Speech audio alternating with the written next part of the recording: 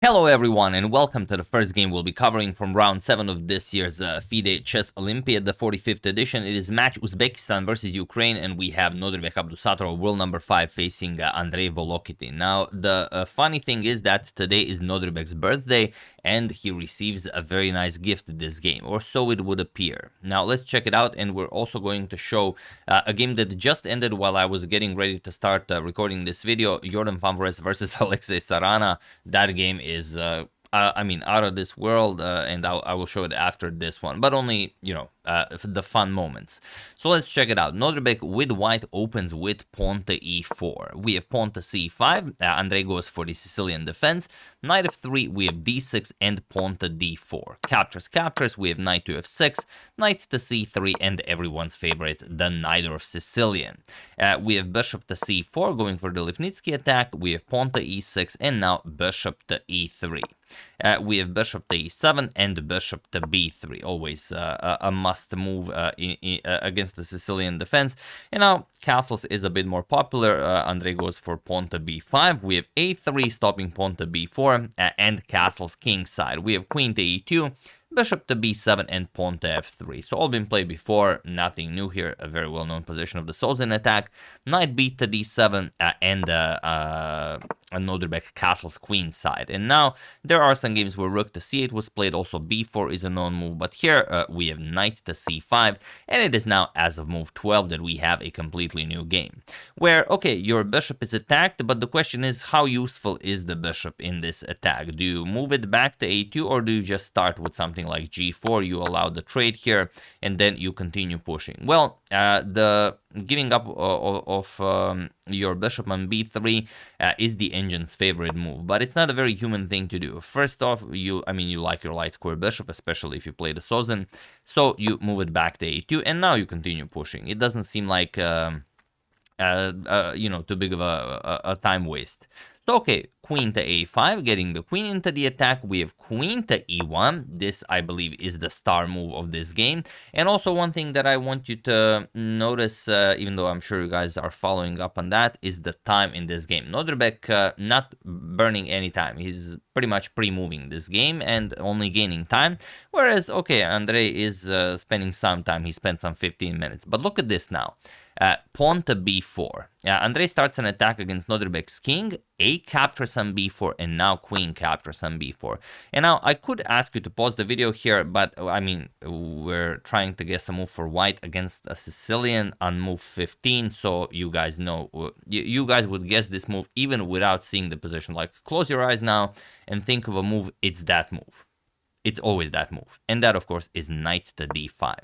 And knight to d5 always beats any Sicilian.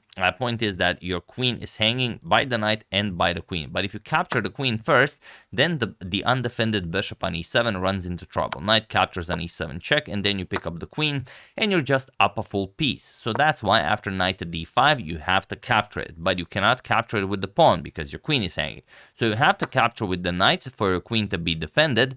E captures on d5, again your queen is hanging, and the problem is if you capture now, then after rook h captures, it seems like you've defended everything, like bishop captures and pawn captures, but these pawns are terrible and they will easily be captured. Knight f5 goes after the bishop. Again, the bishop is the problem here. Whatever you play, you're either losing this pawn or this pawn. You will lose both of these pawns, only you will decide at in which order, like rook captures on d5 and then you capture on d6. So that's why here after captures on d5, we have queen to a4, and now just king to b1, defending the bishop. We have bishop captures on d5, bishop captures and e captures. Again, the pawn structure is ruined, and knight to f5, again with tempo, as the bishop on e7 is undefended. We have bishop to f6, and now bishop to d4. Okay, how do you respond to this? Rook f to e8, attacking the queen. Queen to c3, putting more pressure on that bishop on f6. And you might think, okay, but can't black just, get some material off the board with bishop captures on d4? You'd think so, but no. Rook captures on d4, attacks the queen, and once the queen moves, look at this, rook g4, and black resigns, because you cannot defend g7. If you play pawn to g7, then queen g7 is checkmate. So you cannot defend all three ways g7 is being threatened. So after queen to c3, knight to d7, just adding a defender here, and now comes pawn to b3. This is the first move where Nodirbek actually spent some time after knight to d7. You can see he still has an hour and 32 minutes on the clock. b3, even though it's not needed, bishop captures and f6 can be played right away, but it does look useful, and also it will be easier to defend your king. You don't have to worry about rook to b8 all that much. Queen to a3, bishop captures on f6, knight captures, and rook captures on d5. So these pawns are gone, whichever line Andrei plays, and now you have to play knight captures on d5. I'm only kidding. If you play that, then it's checkmate on g7. Pawn to a5, he wants to play pawn to a4, as Nodirbek has created a weakness on b3.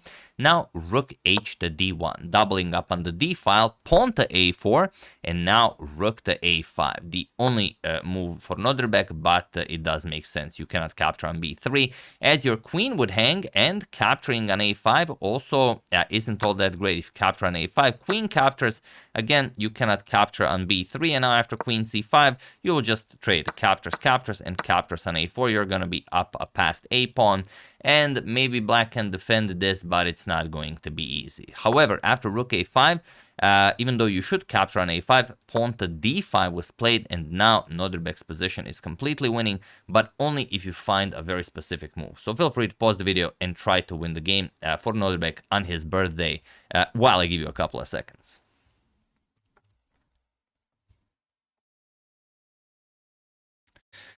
So for those of you who were able to do it, congratulations on joining in on Nodirbek's present, and for those of you who just want to enjoy the show, it is rook to d4, the only winning move. And I'm only kidding, this isn't the present that I'm talking about, it comes after this.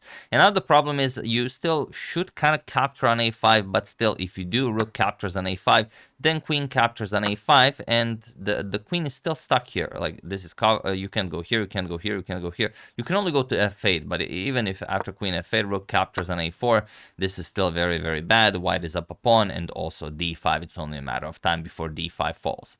So what happened after rook to d4, rook 8 to c8 was played, attacking Nodirbek's queen on c3, queen to d2, and now we have rook to c4, and this is the move that I'm talking about. This is the so-called birthday present, even though Andrei has 1 minute and 30 seconds on the clock, and he still needs to make 11 more moves to reach time control, and the only move he can play is queen to f8. But this, again, looks very, very ugly. You're going to capture on a4, and after something like rook to a5, you're going to move the knight to d4.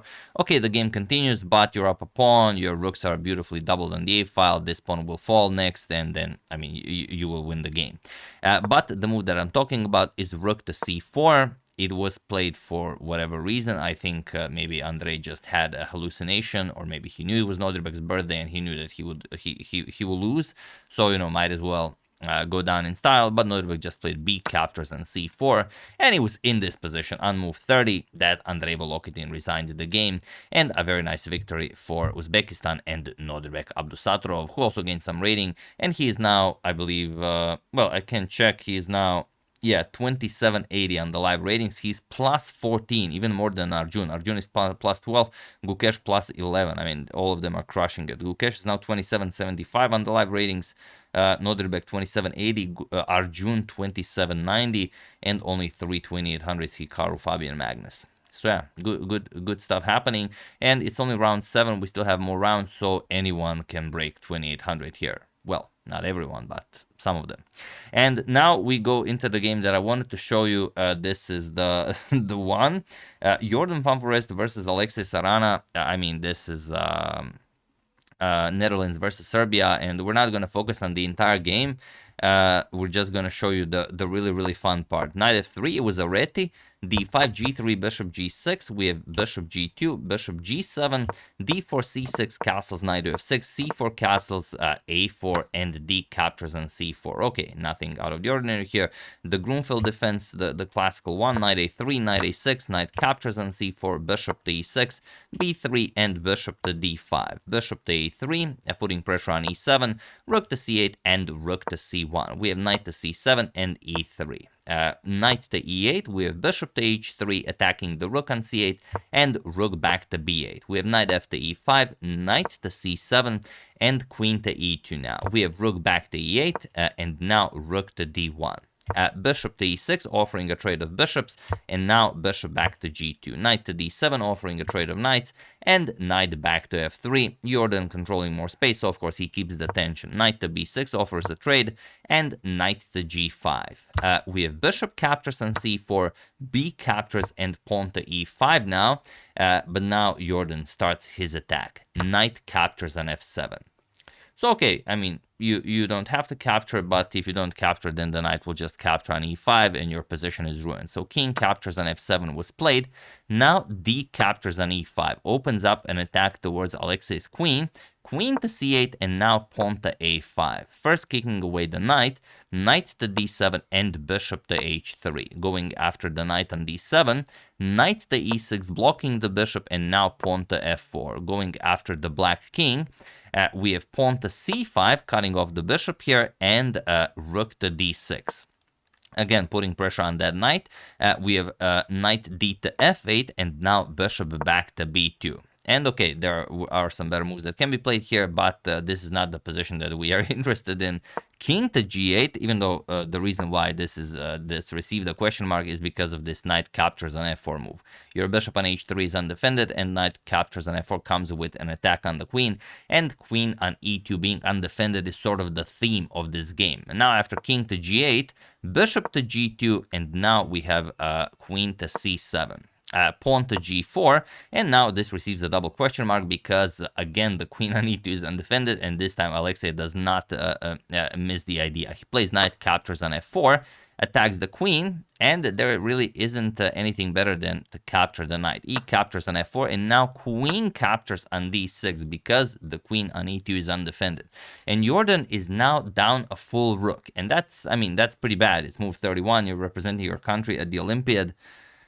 Well, you don't want to be down no rook, but he continues. Bishop to d5 check, king to h8, and now rook to e1. Okay, you have some pawns here, you can push them, when there are pawns to be pushed, maybe some d6 action, e6 action, maybe the bishops get traded off, maybe you do some damage along the dark square diagonal. Who knows? We have queen to c7, pawn to f5, rook b to d8, and now bishop to c3. We have pawn to h6, and now queen to e3. A lot of question marks, but what are you going to do? It's that kind of a position. King to h7, king to h1, and now queen to e7. So it's a bad move, followed by bad move, followed by bad move, but the tension is so high. We have queen to f3, queen to h4, and now rook to e4. We have knight to d7 and pawn to f6, and this is where the magic really happens.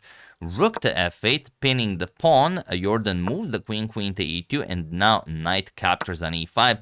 And here, Alexei offered the draw, and Jorden accepted it. He was so happy. He was down a rook, and I don't think he could believe that he actually was able to get a draw this game. The problem is his position is now completely winning, but it's not easy to see why. So feel free to pause the video and win the game for Jorden while I give you a couple of seconds.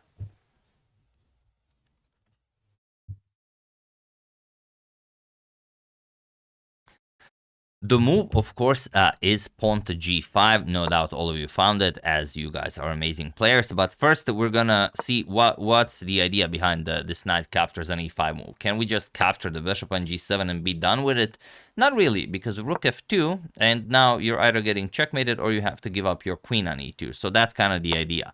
So we solve all of this by playing pawn to g5. That's the key idea. And also, if bishop captures on e5, probably the move that Alexei Sarana saw, then we just go into a nice drawing line, like bishop captures on f6, bishop to g3, attacking the queen, and you have to repeat moves: queen g5, bishop f4, queen to h4, bishop g3, because if you go queen h3, then you lose control over the e7 square, and now just rook e7 check, you check with the queen, and after king h8, bishop e5 check, and it's going to be a very nice checkmate. So that's why after this knight captures an e5 move, well, this is all very nice, and this is what Alexis saw. Pawn to g5 is crushing, because now your queen is under attack and cannot remain on h4, and thus cannot continue having a pressure on this f2 pawn. You have to capture it. Queen captures on g5, and now f captures on g7, and black is just lost. There is no rook f2, the only move that was controlling the game for black, and it was a pretty big miss by Jorden. But I think, you know, he couldn't believe that he failed his country this terribly by blundering a full rook. I mean, terrible stuff. But you know, then when the opportunity presented itself, he just grabbed that draw, and he was, I believe, ecstatic about it. But now the problem is, after, let's say, queen c1 check, connecting with the bishop, you can block with bishop to e1, and after, well, there's no more move you can play, because you're just going to win that exchange. Like rook f to e8, you will capture on e5. This cannot be helped, and that's it. Like rook captures on e5, your queen captures. Whatever you play, okay, it's two bishops versus a rook, but there's no move that black can make. You don't have to play it, but you can even play it like this: rook captures, bishop captures with check, king captures. You give a check, you win that b pawn. With check, again, really whatever. But queen t4, you defend the bishop, you defend the c4 pawn. White is just up a full bishop and completely winning. That's the reason. But yeah, Jorden was so happy after knight captures an e5. Alexei offered the draw, Jorden took it, and you know, the game was drawn, even though Jorden is completely winning. So yeah, you always have to be very, very careful, and you know, just because you felt a certain way on a certain move doesn't mean you should feel that way on the next move and for the rest of the game. Even if you blunder in your own games, you know, just, okay, I blundered, but on the next move my opponent could blunder. It happens every day, happens to 2,700 players. You know, don't stress about it. So yeah, those were the games. Hope you guys enjoyed that. Very nicely played by all of them. We're gonna check up on other games, and while I was recording this, the game that you guys are all wondering about, Gukesh versus Wei Yi, was still being played, so I could check up on that game. Just give me a second.